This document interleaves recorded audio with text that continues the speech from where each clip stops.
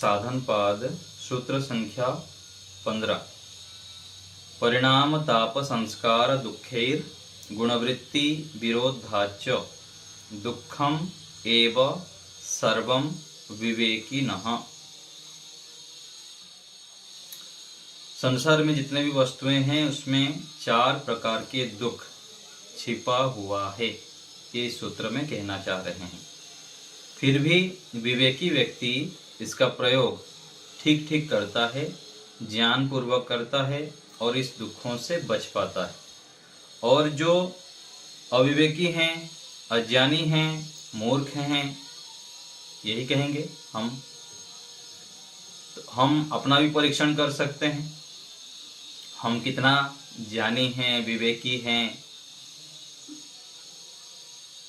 हमारे पास कितना अच्छा संस्कार है, ये हम विचार कर सकते हैं इस सूत्रों के आधार पर। क्योंकि दूसरे तो हमको यदि मूर्ख कहे, अज्ञानी कहें तो हमको अच्छा नहीं लगता है। हम तो अपने मूल्यांकन कैसे करना चाहते हैं और कैसे करके रखे हैं, बहुत अच्छा मानते हैं। ठीक है, हमारे अंदर अच्छाई तो है, लेकिन हम जितना मान के चल रहे हैं उतना है कि नहीं है, ये हमको परीक्षण करना है। और यदि उसमें कमी है तो उसको दूर करना है और भी विवेक को उत्पन्न करना है, बढ़ाना है। तो 4 प्रकार के दुख के विषय में इसमें दिया है। तो पहला दुख है परिणाम दुख। तो पिछले पाठ में हम इसके विषय में चर्चा किए हैं। परिणाम दुख के विषय में जब हम व्यक्तियों से, वस्तुओं से व्यवहार करते हैं, व्यवहार के समय उसमें हमको केवल सुख ही सुख दिखाई देता है। यदि हम सावधानी पूर्वक प्रयोग नहीं करते हैं, व्यवहार नहीं करते हैं, तो उसके परिणाम स्वरूप हमको दुख मिलता है थोड़े काल बाद। उसको क्या कहते हैं? परिणाम दुख कहते हैं। खाने में, पीने में, सूंघने में, स्पर्श में, सभी जो रूप रस गंध स्पर्श आदि विषयों में। तो परिणाम दुख के विषय में हम पिछले पाठ में विचार किए कि जब भी हम विषयों को भोगते हैं वहां पर यदि मात्रा से अधिक कर लेते हैं, मात्रा से अधिक जब कर लेते हैं तो वहां पर थोड़े काल बाद उसके परिणाम स्वरूप हमें दुख होता है।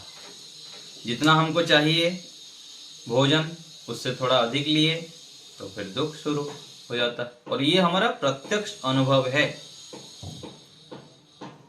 प्रत्यक्ष रूप में हम इसको देख सकते हैं। बार बार हमारे सामने ये विषय आता है और हम थोड़ी काल बाद फिर भूल जाते हैं। उस समय तो संकल्प लेते हैं कि नहीं, आगे सावधान रहना है, अधिक नहीं खाना है, अधिक प्रयोग नहीं करना है, लेकिन कालांतर में हम फिर वही आवृत्ति करते हैं। तो विवेकी व्यक्ति ऐसे नहीं करते हैं।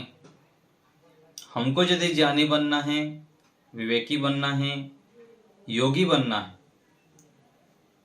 हम हैं, लेकिन मात्रा हमारा सीमित है, प्रतिशत हमारा कम है, उसको बढ़ाना है, हमको 100% तक ले जाना है।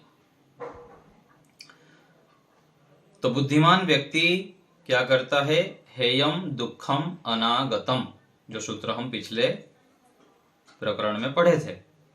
बुद्धिमान व्यक्ति आगे आने वाले दुख से बचता है, उस दुख से बचने के लिए प्रयत्न करता है। यही यहाँ पर कह रहे हैं। परिणाम दुख यह है कि आगे जो हमें दुख आने वाला है परिणाम स्वरूप, उसको याद करके वहां पर ब्रेक लगा देना है, रुक जाना है कि ना, बस थोड़ा से भी अति हुआ तो दुख शुरू हो जाएगा।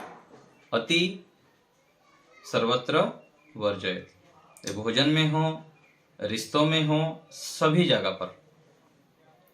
हाँ, एक जगह पर हम अति कर सकते हैं। कहां पर?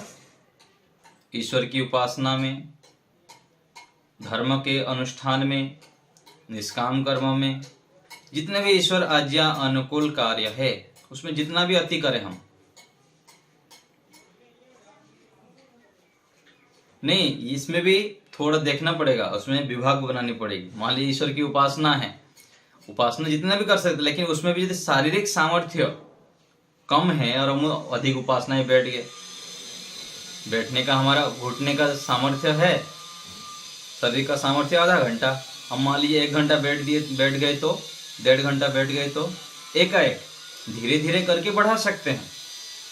एकाएक यदि बैठ जाते हैं तब भी समस्या है।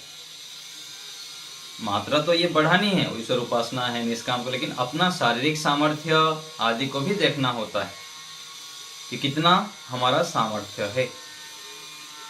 थोड़ा मैं ये बंद कर देता हूँ।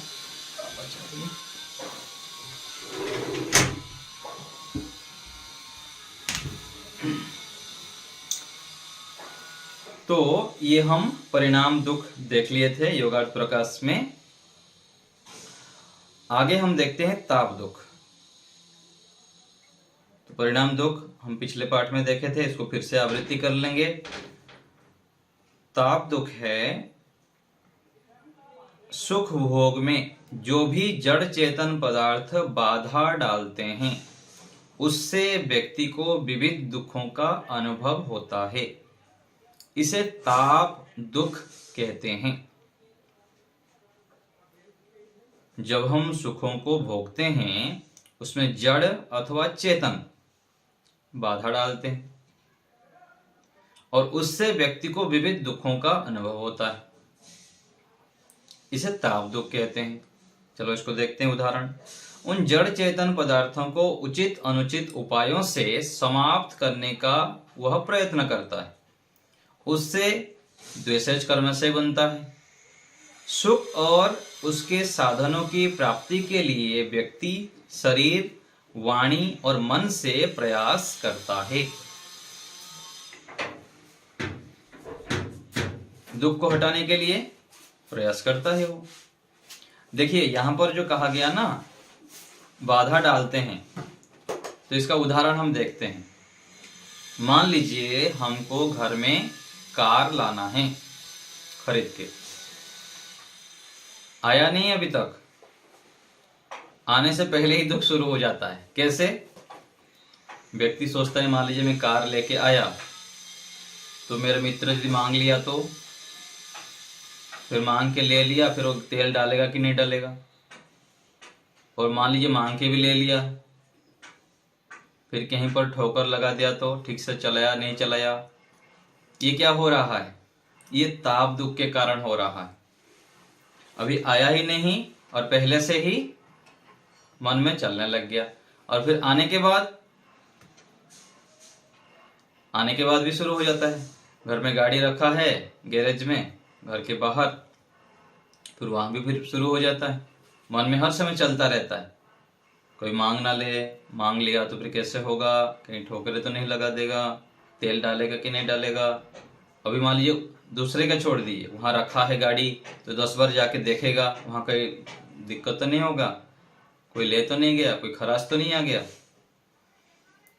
ये होता है ताप दुख। ये तो हो गया गाड़ी के विषय में। दूसरा, घर में मान लीजिए हम विशेष मिठाई बनाए हैं। मिठाई बनाए कितने व्यक्ति के लिए? घर में 5 व्यक्ति हैं और 5 व्यक्ति के लिए मिठाई बनाए हैं हम। तो उसमें फिर सोचते हैं मान लीजिए कोई अतिथि आ गया, तो अतिथि आ गए बाहर से, कोई मेहमान आ गए बैठ गए, तो मन में क्या चल रहा है, इनको आज ही आना था क्या, दूसरे दिन आने तो नहीं चलता। हमारे 5 व्यक्ति के लिए हम बनाए थे, फिर भाग तो कट जाएगा इसमें, फिर कितना भाग मिलेगा, कम तो नहीं हो जाएगा। ऐसे ऐसे मन में क्या चल रहा है? दुख हो रहा है। किस लिए दुख हो रहा है? सुख मेरे से ना छिन जाए, सुख की कटौती ना हो जाए, ऐसे सोचकर यह दुख हो रहा है। और ऐसे ही सब जगह पर हम लगा सकते हैं, प्रत्येक जगह पर। इसको कहते हैं ताप दुख। मोबाइल है, वस्त्र है, सब जगह पर कोई भी हम अच्छा चीजें खरीदते हैं, कुछ हमारे पास होता है, तो वो सुख छीन ला जाए, कटौती ना हो जाए, नष्ट ना हो जाए। ये जो वस्तुओं के पीछे छिपा हुआ है दुख, इसको कहते हैं ताप दुख। तो इसको देखिए पुस्तक में क्या कह रहे हैं। तो उन जड़ चेतन पदार्थों को उचित अनुचित उपायों से समाप्त करने का वो प्रयत्न करता है। जो बाधक बनते हैं उसको उपाय करने के लिए प्रयत्न करता है। तो प्रयत्न जब करेगा तो उसमें द्वेष कर्माशय बन जाता है कि वो व्यक्ति के ऊपर द्वेष करने लग जाएंगे, जो मुझे बाधा डालता है उसमें हमारे सुख में।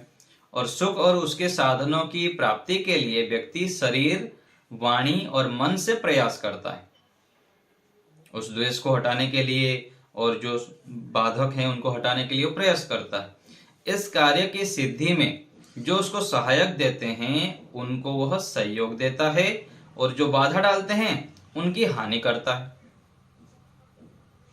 ये तो हमको पता ही है, जो सहयोग किया उसका मित्र बन जाते हैं, और जो बाधा डाला उसके प्रति फिर राग, द्वेष और जलन आदि आदि शुरू हो जाता है। वह कहीं लोभ से कहीं मोह से प्राणियों को दुख देता है। इस प्रकार से मोह से, लोभ से कर्माशय बन जाते हैं। इसका परिणाम विविध योनियों में दुख भोगना पड़ता है। देखिए कैसे कैसे चक्र बनता है।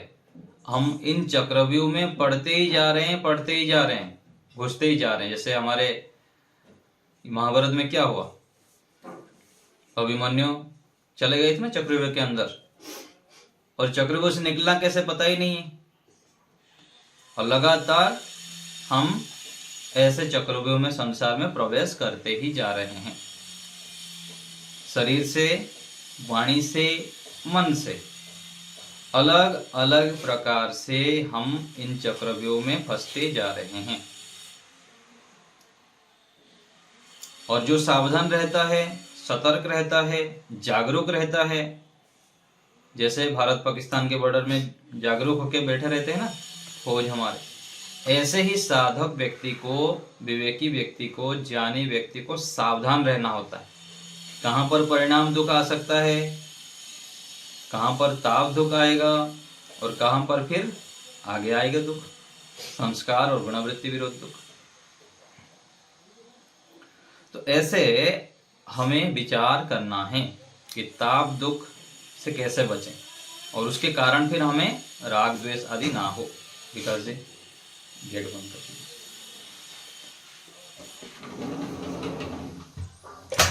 तो यहाँ ये कह रहे हैं कि दुख से बचने के लिए हम इस प्रकार से पुनः विचार करते हैं, मन से, वाणी से भी बोलते हैं दूसरे को, और कर्म से भी कर देते हैं दुखों को हटाने के लिए। फिर उसमें हो जाता है, दुख आ जाता है, फिर क्लेश बनता है, संस्कार उस प्रकार से बनने लग जाते हैं। तो कह रहे हैं कि इसका परिणाम विविध योनियों में दुख भोगना पड़ता है। यहां पर यह बात भी ध्यान देने योग्य है कि वर्तमान काल में जो जड़ चेतन पदार्थ उसके विषय भोगों में बाधा डालते हैं, वह केवल उनसे ही द्वेष नहीं करता है, परंतु जो भविष्य में बाधा डाल सकते हैं उनसे भी द्वेष करता है। उससे भी द्वेषज कर्माशय उत्पन्न होता है। विषय सुख को भोगते हुए यदि उस सुख में बाधा डालने वाले पदार्थ का स्मरण कर लिया जाता है तो वह सुख भी दुख जैसा प्रतीत होता है। कोई व्यक्ति ने हमको दुख दिया है, और मान लीजिए हम कुछ खा रहे थे, कोई छीन लिया था, कभी उसमें कुछ डाल दिया था, तो हम बहुत स्वादिष्ट पदार्थ था, उसमें वो जो डाल दिया तो उसके कारण उसके प्रति द्वेष बना था। और उस व्यक्ति का जब भी उस वस्तु हम खाते हैं उसका स्मरण आ गया तो वहां भी वो जो सुख है छिन जाता है, सुख का जो मात्रा है, सुख की मात्रा वो कम हो जाती है। तो यह भी एक स्थिति है कि विषयों को भोगते समय कोई बाधा डालता है, उसके प्रति हमारा द्वेष बन गया है, तो उस विषय को जब हम भोग खाने जाते हैं, प्रयोग करने जाते हैं, तो उसमें जो बाधा डाल रहा था उसका स्मरण भी आ जाए तब भी दुख होता है। ऐसे करके कर्माशय हमारा सब बनता रहता है। यदि हम सावधान ना रहें और सत्वगुण को उभार के ना रखें तो और विचारों को यदि उतना मजबूत ना करें, परिपक्व ना करें, तो हम धीरे धीरे ऐसे संस्कार जो चलता रहता है ना, गलत संस्कार, रागज संस्कार और द्वेषज संस्कार और मोह से ग्रस्त जो संस्कार है, इन सब संस्कारों से फंसते जाते हैं, फंसते जाते हैं, फंसते ही जाते हैं। फिर बोलते हैं अरे मैं तो इतना साधना करता हूँ, इतना ध्यान करता हूँ, कुछ होता तो नहीं। करते तो हैं लेकिन जितनी मात्रा करना चाहिए उतना तो नहीं है। और दूसरा जो नया बन रहा है, पिछले को तो हम मिटा रहे हैं, नया को तो रोक नहीं रहे ना। जैसे उदाहरण दिया जाता है, कहीं पर 1 एकड़ जगह है, एक व्यक्ति एक तरफ से साफ करते जा रहा है, थोड़ी दूर साफ किया एक दिन, फिर दूसरे दिन उससे आगे साफ किया, तीसरे दिन फिर उससे आगे साफ किया। 1 एकड़ में 100% मान लेते हैं, 100% में थे, एक दिन में वो 5% साफ किया, दूसरे दिन फिर 5 से 10 तक साफ किया। जब आगे बढ़ता जा रहा है तो पीछे तो फिर से घास उग जा रहा है ना, पीछे को तो रोका नहीं हो, तो जो अंतिम की ओर गया तो पीछे से फिर उबर जाता है। ऐसे ही यहां पर हमारे साथ होता है। 24 घंटे में से हम आधा घंटा, 1 घंटा थोड़ा बहुत कुछ पुण्य कर लिए, दान कर लिए, यज्ञ कर लिए, ऐसे कार्य कर लिए, और हम क्या सोचते हैं मैं तो 10 साल से कर रहा हूं, 20 साल से कर रहा हूं, कोई फल तो दिख ही नहीं रहा है। यहां हमको 10-20 साल दिख रहा है, और जो 10-20 जन्मों तक जो हम संस्कार बनाए हुए हैं उसका क्या। और अभी जो हम कार्य कर रहे हैं साथ साथ कई सारे और भी तो जुड़ रहा है उसमें। आधा 1 घंटा तो कर लिया, लेकिन 20 घंटे में मान ली 7-8, 6-7 घंटे सो भी लिए, और बाकी घंटों में तो फिर संस्कार तो बना ही रहे नया। तो यहां जो बना रहे हैं 6-7 घंटा, उसको भी रोकना है, उसमें भी सावधानी पूर्वक रागज द्वेषज संस्कारों को ना बने, ऐसे हमें संस्कार बनाना है। खड़े हो जाइए। तो पहले के जो संस्कार बने हुए हैं, एक तो उसको मिटाना है, और दूसरा अभी ना बने उसके लिए भी सोचना है। शारीरिक स्तर पर तो हम रोक गए, शारीरिक स्तर पर रोकना, फिर वाणी के स्तर पर, फिर मानसिक स्तर पर। क्योंकि मन से, जैसे मैं बता रहा हूं बार बार पिछले कक्षाओं में, कि मन में हम सुबह से लेकर शाम तक लगभग 50,000 से 1,00,000 प्रकार के अलग अलग विचार लाते हैं मन में। बैठ के विचार सोचे, हम सुबह उठ के हम कितने प्रकार के विचार लाते हैं, क्षण क्षण में व्यक्तियों से व्यवहार करते हैं, शांत बैठते हैं, कितने विचार लाते हैं। उस विचारों को यदि हम सावधानी पूर्वक देखें ना, मैं क्या विचार कर रहा हूं, कैसे विचार ला रहा हूं मन में, और क्लिष्ट वृत्तियां हैं या अक्लिष्ट वृत्तियां हैं, तो उसमें फिर अच्छाइयों को बढ़ाना। 24 घंटे में हम आधा घंटा, 1 घंटा आदि तो ध्यान, सत्संग, स्वाध्याय 2-3 घंटा भी कर लिए, और बाकी समय में जो इकट्ठा किए और पीछे इतने सालों से किए हुए हैं, इतने जन्मों से जो इकट्ठा है, उसको भी देखना है। तो यही कह रहे हैं यहां पर कि जो ताप दुख है, ताप दुख को जब हम हटाने के लिए प्रयत्न करते हैं, वहां भी रागज संस्कार, द्वेषज संस्कार बन रहा है। कहां हम राग, परिणाम दुख, ताप दुख के ऊपर विचार कर रहे थे, कहां फिर ये संस्कार आ गए। अभी उस परिणाम दुख को हटाने के लिए, ताप दुख को हटाने के लिए, फिर उसमें भी हमारा रागज द्वेषज संस्कार बन रहा। तो यहां पर वही कह रहे हैं कि ताप दुख प्रत्येक वस्तुओं में छुपा हुआ है। मोबाइल प्रयोग कर रहे हैं, गाड़ी प्रयोग कर रहे हैं, वस्त्र प्रयोग कर रहे हैं, सभी जगह पर उसमें कोई हानि ना पहुंच जाए। कपड़ा सुखाए हैं, कौवा यदि आके शौच कर दिया वहां पर, एक दिन कर लिया, चलो छोड़ देते हैं हम, दूसरे तीसरे दिन कर लिया तो फिर उसके ऊपर देखता हूं, तो सबक सिखाता हूं। ये जो मन में विचार आया उसको भी तुरंत देखना है कि मैं क्या विचार कर रहा हूं उसको लेके। तो ऐसे ये है ताप दुख। आप लोग को शायद समझ में आ गया होगा ताप दुख, हम 2-3 उदाहरण भी दिए। तो प्रत्येक वस्तु जब हम प्रयोग करते हैं, प्रयोग करते समय उसके मन जो प्रयोग करते हैं उसमें कोई बाधा ना आ जाए, कोई उसमें हस्तक्षेप ना कर जाए, उसको हानि ना पहुंचाए, ऐसे करके जो बीच में जो छुपा हुआ रहता है मन में, गाड़ी रखा है तो उसको खरोच ना आ जाए, कोई चोट ना पहुंच जाए, कोई मांग ना ले, मांग लिया तो फिर कैसे होगा, फिर वो यदि मांग के ले गया है रास्ते में तो मन में चलता रहेगा यहाँ पर कहाँ रखा होगा, कोई ठोकर तो ना आ जाए, कोई चोट ना पहुंच जाए। ये सब क्या है? दुख है, ये ताप दुख है। तो पहला था परिणाम दुख, दूसरा हो गया ताप दुख। ये प्रत्येक वस्तु के पीछे है, उसको देखते हुए हमको व्यवहार करना है, हानि भी ना हो जाए, सावधानी भी रखनी है, और मन में राग द्वेष संस्कार भी ना बने, ये चक्रव्यूह में भी हम ना फंस जाए। तो ये हो गया ताप दुख। तीसरा है संस्कार दुख। देखिए, सुख अनुभव से सुख संस्कार का आशय और दुख अनुभव से दुख संस्कार आशय उत्पन्न होता है। व्यक्ति उन संस्कारों से उसी प्रकार के कर्म पुनः आरंभ कर देता है। हम जो भी आज कर रहे हैं ये क्या है? संस्कारों के आधार पर ही कर रहे हैं। जन्म जन्मांतर से जो संस्कार हैं, यहाँ पर माता पिता गुरुजन जो हमारे अंदर संस्कार डाले वो सब संस्कार हमारे पास है, और स्वयं हम जो पुरुषार्थ करके अच्छे संस्कार अथवा बुरे संस्कार बनाए, उसके आधार पर हमारा पूरा जीवन आज खड़ा हुआ है और आगे भी इस प्रकार से हम कर रहे हैं।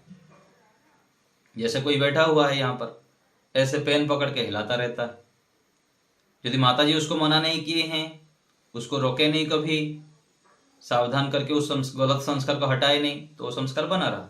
पिताजी बोले नहीं, गुरु आचार्य बोले नहीं, अथवा किसी संसद से मान लिया सुन लिया वो व्यक्ति और स्वयं सुनते हुए उसको हटा अनदेखा कर दिया, तो आदत बना रहेगा। मैं छोटे जब था तो मैं ऐसे बैठ के कुर्सी में कभी यदि पैर हिलाता तो मेरे माताजी जो थी वो एक बार मना करेंगे, 2 बार मना करेंगे, तीसरे बार पिटाई कर देते थे।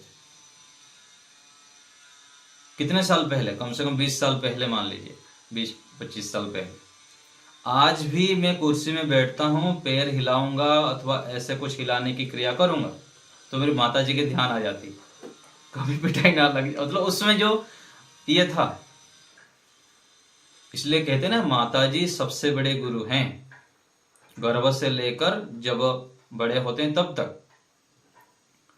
घर में भी मेरी माताजी कहीं बाहर गई होती हैं, घर में आए, झाड़ू नहीं लगाया है तो पिटाई लगाते थे अथवा डांटते थे कि सुबह उठ के घर में झाड़ू लगाना ही है। हम छोटे से ऐसे बना हुआ है, कहीं भी रहते हैं तो सुबह उठ के झाड़ू लगाना ही, चाहे गंदा हुआ है ना हुआ है, झाड़ू लगाना। तो ये क्या है? हम जो भी संस्कार हमारे पास है वो माता पिता गुरुजन बड़ों से सुन के हमको ये बनाते हैं, बना हुआ रहता है अथवा फिर बनाना पड़ता है। तो ये कह रहे हैं कि सुख अनुभव से सुख के संस्कार इकट्ठा होते हैं, कर्माशय, और दुख अनुभव के पश्चात दुख के संस्कार का आशय बनता है। व्यक्ति उन संस्कारों से उसी प्रकार के फिर कर्म पुनः आरंभ कर देता है। घर में कोई रहता है, घर में मान लीजिए सुबह उठने का उसका आदत है, तो कहीं भी जाएगा, किसी फंक्शन में जा रहा है, किसी अतिथि के घर में जाएगा, कहीं भी जाए वहां पर वो सुबह उठ जाएगा, क्योंकि उस प्रकार से वो संस्कार बना हुआ है। तो ऐसे प्रत्येक जगह पर हमको समझना चाहिए। फिर आगे देखिए, उन कर्मों से पुनः सुख और दुख की प्राप्ति होती है। अच्छे संस्कार है तो उसे सुख, और गलत कुछ क्रियाएं हम करते हैं, गलत विचार करते हैं तो दुखी रहते हैं। यहां पर फिर आ जाएंगे हम अपने ऊपर। व्यक्ति जो दुखी रहता है, परेशान रहता है, हताश निराश रहता है, उसमें अधिक कारण कौन है? दूसरे हैं अथवा हम स्वयं हैं? ये हम विचार करें थोड़ी देर रुक के। प्रत्येक जगह पर देखिए, अपने ऊपर भी लगा सकते हैं, दूसरे के ऊपर भी लगा सकते हैं। उनके दुख के कारण क्या है, दूसरे अथवा हम स्वयं। दूसरे कम है, हम स्वयं होते हैं। हमारे विचार, मान लीजिए कोई आया हमारे पास, कुछ गाली दे दिया, मिथ्या आरोप लगा दिया और चला गया। हम बैठे थे, दूसरे आया, हमारे ऊपर मिथ्या आरोप लगा दिया, कुछ गलत बोल दिया, कुछ डांट दिया, बोल के चला गया। गलती कौन किया, हम किए, दूसरे वाला किया। हम तो बैठे थे चुपचाप, हम तो उसको कुछ बोले ही नहीं है। वो चले जाने के बाद हम क्या करते हैं, फिर कितने विचार लाते हैं मन में, उससे संबंधित विचार लाते लाते अभी भी दुखी होंगे, शाम तक दुखी होंगे, फिर दूसरे को बताएंगे कि वो ऐसे मुझको बोल दिए, ऐसा कर दिए, ऐसे नहीं बोलना था, ये था, वो था, कितनी बातें। कारण कौन बन रहे, वो तो ठीक है, वो दोषी थे, वो बोल दिए, चले गए। दूसरे गलती किए, उसके कारण हम बहुत अधिक दुखी होते रहते हैं। तो इन छोटी छोटी बातों को जब हम ध्यान देते हैं, फिर सावधान होते हैं। और ये सब क्यों होता है, ये जो गलत विचार हमारे अंदर आता है, अथवा ऐसे कोई कुछ बोल दिया तो ऐसे क्यों होता है, फिर आगे हम उस प्रकार से विचार लाते हैं, क्यों होता है? क्योंकि हमारे जीवन में कोई लक्ष्य नहीं है, कोई गोल नहीं है, बस टाइम पास कर रहे हैं, घूम लिए, फिर लिए, ये कर लिए। व्यक्ति के जीवन में जो विशेष लक्ष्य होता है ना, उसके पास समय ही नहीं होता है। कोई कुछ बोलता रहे, कुछ करता रहे। यदि वो व्यवस्थित दिनचर्या बना के रखा है, एक के बाद दूसरे कार्य कर रहा है, तो उसके पास समय ही नहीं रहेगा। और अधिकांश लोगों का यही दिक्कत है, यही असुविधा है, और इसी कारण से दुखी रहते हैं। साधक व्यक्ति, कहा गया एक श्लोक में आता है कि जैसे लौकिक व्यक्ति धन संपत्ति प्राप्ति के लिए दिन रात पुरुषार्थ करते हैं, लौकिक व्यक्ति, सामान्य व्यक्ति जो लोक में हम देखते हैं, दिन रात पैसा पैसा पैसा के लिए दिन रात पुरुषार्थ करते हैं, ऐसे यदि आध्यात्मिक व्यक्ति उसके 10% भी कर लें, ध्यान से सुनिए, जो पैसा कमाने वाला व्यक्ति पैसा कमाने के लिए जितना पुरुषार्थ करता है, आध्यात्मिक व्यक्ति उसका 10% भी कर ले तो मोक्ष जल्दी मिल जाएगा उसको। लेकिन आध्यात्मिक व्यक्ति क्या करता है, हताश निराश पड़ा रहता है। कभी कुछ थोड़ा स्वाध्याय कर लिया, कभी ध्यान कर लिया, कभी थोड़ा यज्ञ कर लिया, उसमें वो संतुष्ट हो जाता है। इसलिए तो कहा गया मुमुक्षुत्व चाहिए। जैसे भूखे को भोजन के सिवाय कुछ भी नहीं दिखता है, प्यासे को पानी के सिवाय कुछ भी नहीं दिखता है, ऐसे ही हमारे अंदर तड़प चाहिए। तब जाके ये जो मोटी मोटी बातें बता रहे हैं ना ऋषि लोग, हमको ये बातें हमारे जीवन में आ सकता है। हर समय सावधान रहना है, तलवार के धार पर चलने के समान कहा गया इसको। उपनिषद में कहा गया ना कि आध्यात्म मार्ग कैसा है, क्षुरस्य धारा निशितो दुरत्यया दुर्गम पथस्तत् कवयो वदंती। क्षुरस्य धारा, तलवार की धार पे चलने के समान है आध्यात्म मार्ग। यही तो कह रहे हैं यहां पर। थोड़ा सा भी सुख मिला, राग सर बन जाएंगे, राग रूपी क्लेश आ जाएगा। थोड़ा सा द्वेष आया तो द्वेष रूपी क्लेश हो जाएंगे। तो ये संस्कारों को हमें देखना है कि मन में मेरा किस प्रकार से विचार चल रहा है और कैसे संस्कार में बना रहा हूं। और उसके लिए बहुत अधिक दिनचर्या शेड्यूल हमारा टाइट होना चाहिए, पूरा बिल्कुल व्यवस्थित। घर में अकेले भी हैं, कोई देखने वाला नहीं, बोलने वाला नहीं, तो व्यवस्थित कार्य करना है। सुबह जल्दी उठ जाना है, उठ के खड़े होकर मंत्र पाठ करनी है और पूरा टाइम टेबल बना के अपने ढंग से कार्य करना है। और पिछले प्रकरण में हम विचार कर रहे थे, कोई गलती भी करे तो दंड लेना है। कोई दंड दिया नहीं दिया, स्वयं दंड लेना है। इस समय में यदि ये नहीं करूंगा, आलस्य प्रमाद किया तो भोजन नहीं करना है, इतना समय जप करना है, मेरे को आधा घंटा जप करनी है, ईश्वर से फिर प्रार्थना करनी है, गुरु मेरी गलती हो गई, जैसे माता पिता को यहाँ हम बोलते हैं दंड डर भय से बचने के लिए, पिताजी मेरी गलती हो गई, माताजी गलती हो गई, बड़े गुरुजन होते हैं तो गुरुकुल में गलती होगी बोलते हैं। ऐसे परमात्मा के सामने प्रॉमिस करना है कि प्रभु आप मेरे पास हैं, मुझको देख रहे हैं, मेरे को संसार से कुछ लेना देना नहीं, अथवा बाहर के लोग क्या कहे ना कहिए अलग तरफ, मेरे तो आपके हिसाब किताब है आपके साथ। साधक व्यक्ति ऐसे बनकर चलता है। मैं थोड़े समय के लिए एक जगह पर था, कुछ समय के लिए, लगभग 5-6 महीने के लिए। वहां पर ऐसे में करता था पूरा। सुबह उठता था, समय पर अलार्म दे के सोता था। मेरा व्यक्तिगत नियम है, मैं कहीं भी सोऊंगा, कुछ भी करूंगा, अलार्म लगा के ही सोऊंगा। क्योंकि पहले गुरुकुल में भी मुझको घंटी लगाना होता था सुबह उठ के। जितने दिन रहा अधिकांश समय मैं ही घंटी बजाता था सुबह का। तो अभी भी कहीं भी सोता हूँ, अलार्म लगा के सोऊंगा, फिर उसी प्रकार से उठ के दिनचर्या शुरू। ऐसे ही जो भी, एक तो जिसका व्यापार धंधा नौकरी है वो अलग बात है, वो भी अपने हिसाब से ऐसे ही बनाए। और जो अलग से भी वानप्रस्थ की आयु हो गई, जो ध्यान साधना उपासना सत्संग आदि करते हैं, उनके लिए भी ऐसा ही कि आप पूरा व्यवस्थित दिनचर्या बनाएं। इस प्रकार से चलेंगे तो गलत विचार आएंगे ही नहीं। और धीरे धीरे हम जब ध्यान साधना एकाग्रता आदि को बढ़ाएंगे तो और भी ये विचार सब हट जाएंगे, गलत संस्कार हमारा फिर हट जाएगा। तो ये कह रहे हैं कि संस्कार दुख, तो पुनः पुनः सुख और दुख रूपी संस्कार हमारे बनते हैं। इस प्रकार अनुभवों से संस्कार और संस्कारों से शुभ अशुभ कर्म और कर्मों से सुख दुख की प्राप्ति होती है। शुभ अशुभ जो कर्म है उसके आधार पर सुख और दुख की प्राप्ति होती है। वह क्रम जन्म जन्मांतर में चलता रहता है, केवल अभी की नहीं, अभी केवल काम कर दिए छुट्टी हो गया ऐसा नहीं, पूरा जन्म जन्मांतर पीढ़ी बाई पीढ़ी ये चलता ही रहता है। जिन जिन वस्तुओं से व्यक्ति सुख भोगता है, उन वस्तुओं का सुख पुनः भोगने की इच्छा होने पर जब वह वस्तुएं भोगने के लिए नहीं मिलती या अपेक्षाकृत कम मात्रा में मिलती है, तब पूर्व में भोगे हुए संस्कारों के कारण व्यक्ति को दुख होता है। इसे संस्कार दुख कहते हैं। अभी उदाहरण के ऊपर आएंगे हम।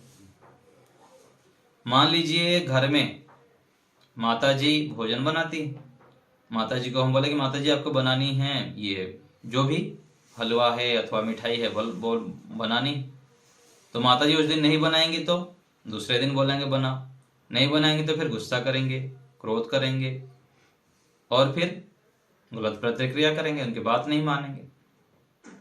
क्यों कर रहे हैं? वो जो पीछे संस्कार बना हुआ था, खाने की जो भी पीने की जो भी संस्कार, वो जो प्राप्त नहीं होता है तो फिर उससे कारण व्यक्ति दुखी होता है। दूसरा, एक व्यक्ति रोज कार में जाने का आदत है, फैक्ट्री में अथवा बिजनेस में जाता है और कार खराब हो गई तो उसको फिर बाइक में जाना पड़ेगा अथवा ऑटो किराए करके जाना पड़ेगा, तो वहां पर फिर दुखी होगा क्योंकि रोज उसका कार में जाने की संस्कार बना हुआ है। तो जो हम संस्कार बना देते हैं खाने की पीने की वस्तुओं के प्रयोग करने की, तो वो जब उस वस्तुओं का हमको प्राप्त नहीं होता है, उसमें न्यूनता हो गई तो उसमें हम फिर दुख होता है और उस दुख को कहते हैं यहां पर संस्कार दुख।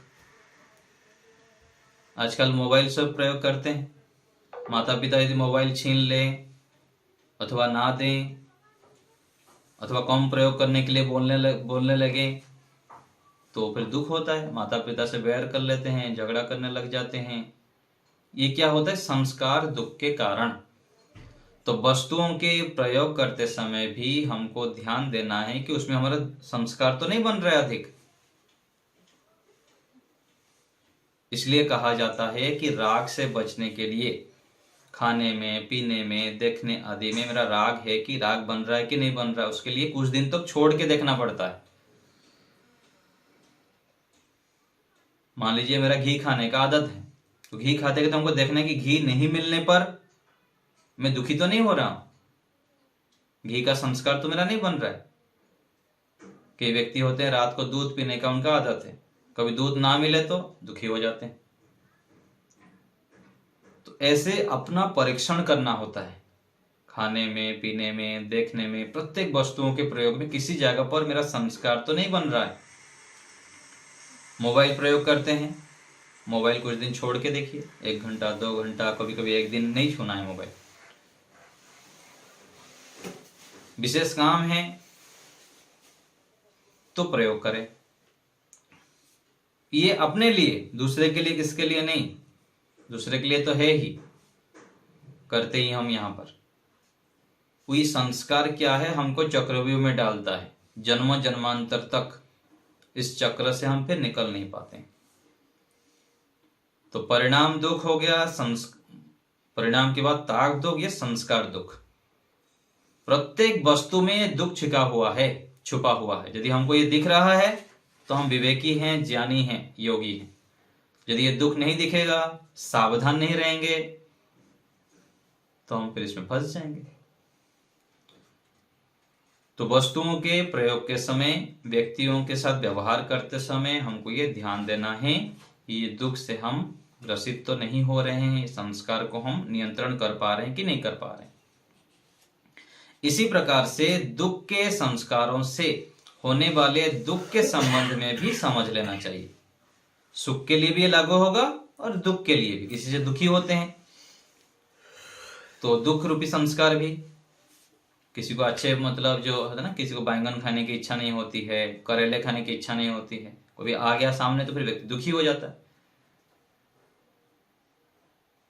प्रतिकूल व्यवहार को तो दुखी हो जाता है।